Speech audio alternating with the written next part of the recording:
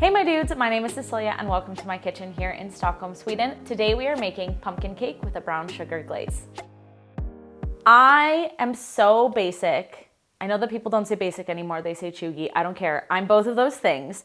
I love pumpkin so much. It is fall, it is October, and that means we need to eat pumpkin things. Pumpkin in a sweet sense, and like pumpkin spice is not really a very big flavor in Sweden. If Swedes know about it, they only really know about it like through America and like hearing all about like the pumpkin spice latte at Starbucks. So this to me is really just like a little slice of home, and it is real spiced and real pumpkin-y. And it's real pumpkin-y because it has Libby's 100% pure pumpkin in it. Now this is not an ad.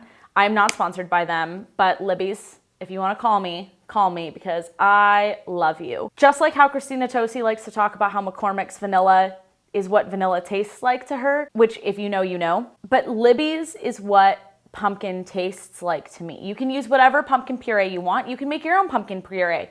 Good for you. I love that for you. But for me, if I'm going to do something with pumpkin, I always do it with Libby's. I like take these home from the United States when I'm traveling because oh my God, are they expensive here in Sweden. This one jar cost me like $11. $11. Ah! Anyways, it's a delicious cake.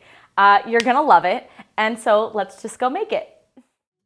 First things first, oil your cake pan. I'm using a 23 centimeter springform pan, but it doesn't need to be a springform. That's just what I have. Cut a piece of parchment paper into a circle and line the bottom of the cake pan. Pop the sides back on and then make sure to oil the parchment and up the sides really well. Sprinkle in a little bit of flour and cover the entire pan. Tap to get a thin, even coat. Place to the side. Into a small saucepan, place 175 grams of butter. Place on the stove over medium-high heat. Whisk continuously until the butter is a nice medium brown. Set to the side to cool. Into a bowl, place 180 grams of flour, 4 grams of baking powder, 2 grams of baking soda, 4 grams of salt, 4 grams of cinnamon, 4 grams of ginger, 2 grams of cloves, and 2 grams of nutmeg. Whisk to combine. Set that to the side. Into another bigger bowl, place 225 grams of pumpkin puree.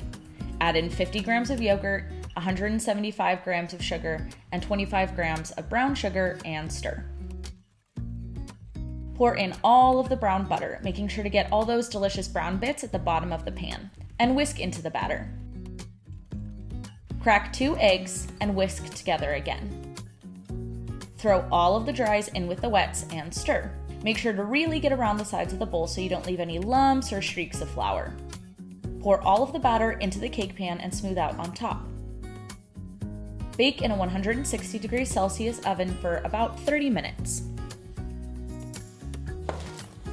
I know the cake is done because I'm gonna do a toothpick test. And when you stick a toothpick in, it comes out nice and clean. As soon as it comes out of the oven, we wanna take the sides off. It has just a little bit of a dome, which is fine, but for the decoration that I wanna do on top, I want it to be flatter. So we're just gonna pop this ring off here, if I can. Oop, there we go.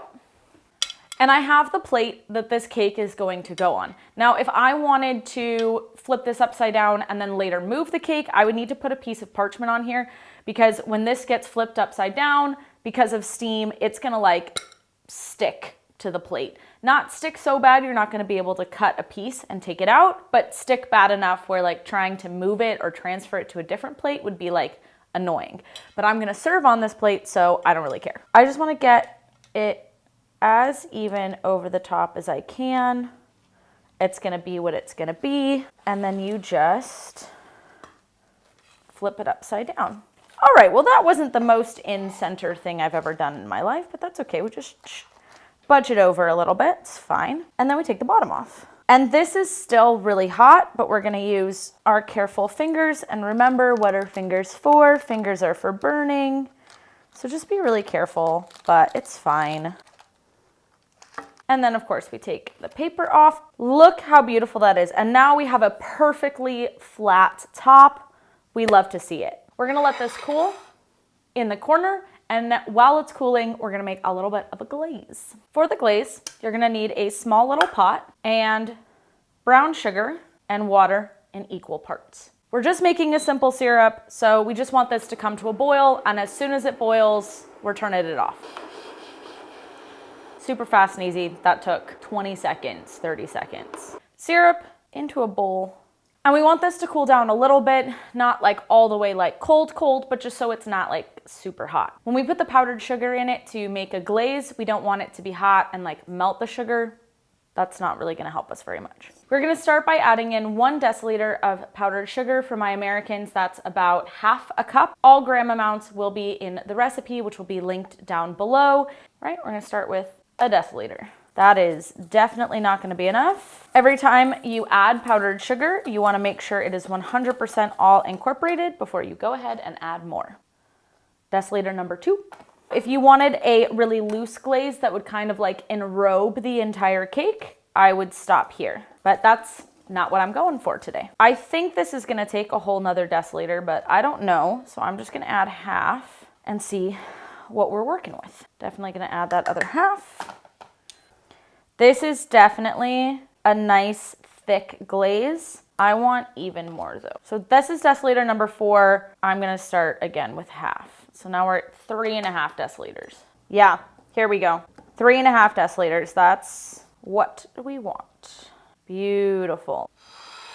Cake, mini offset, a pastry chef's best friend. You are not hot, but still pretty warm, and I don't care. Could I have let you cool all the way? Yes, that would have been great. Probably best practice. Not gonna do that though. Okay, I'm gonna do all of this, most of it. It's real thick. Oh, okay, well, I just did all of it. Okay, cool.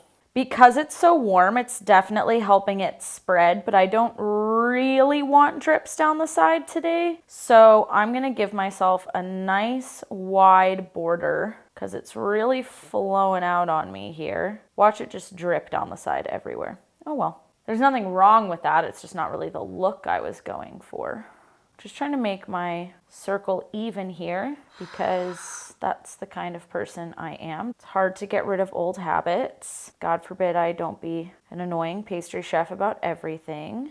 How much closer to the edge do I want to try to take this? Like I want it to go out to the edge, but like, okay. And I'm gonna be extra pastry because there's a bunch of bubbles on top. Oh my God, oh, that was a bad idea. I would not suggest doing this unless you either are crazy or want to drive yourself crazy. I cannot help it. This is just like too many years of fine dining and head chef screaming at me about bubbles for me to not do this. Okay, no, I gotta look away. I can't fix it. I can't fix it all. So now, just to finish it off, I have some pumpkin seeds. Honestly, I didn't even bother to toast these. They're just for pretty. You can leave them off. This is gorgeous. But I just want to do a cute little ring. You don't have to do this. It's just really cute.